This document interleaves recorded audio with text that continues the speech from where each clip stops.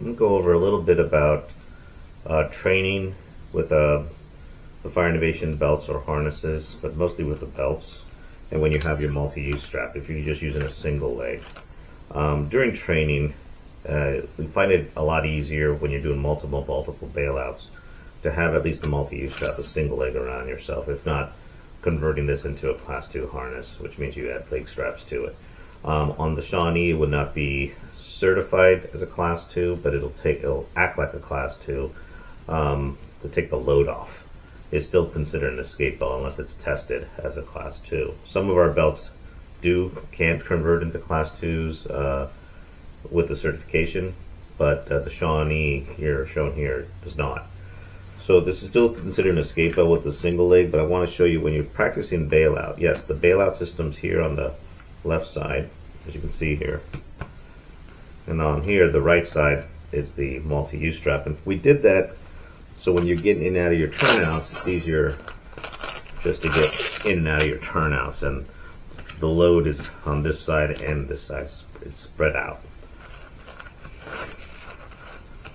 So if I had to really jump out of a window, I don't really care about this. I just want to go, and I'll use the waist belt, and and just maybe be uncomfortable, but at least the waist belt here, cinch it down a little bit more, would be more not as comfortable, but in a real emergency, who cares?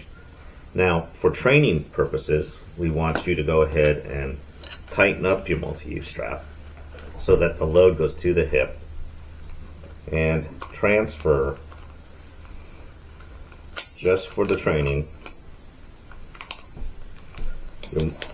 your bailout system to the same connection of the multi-use strap.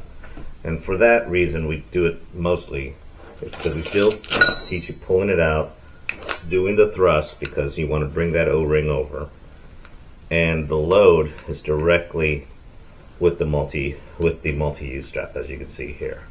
And for training purposes, for jumping out of the window, this frankly we like to do so that it's more comfortable when you're just doing it over and over and over. But in reality, if you just had to do it for real, it would be on that O-ring over here.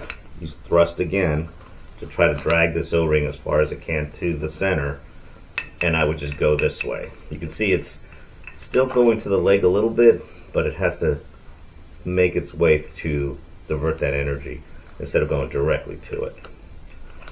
Anyway, for more information, please contact Fire Innovations or go to fireinnovations.com.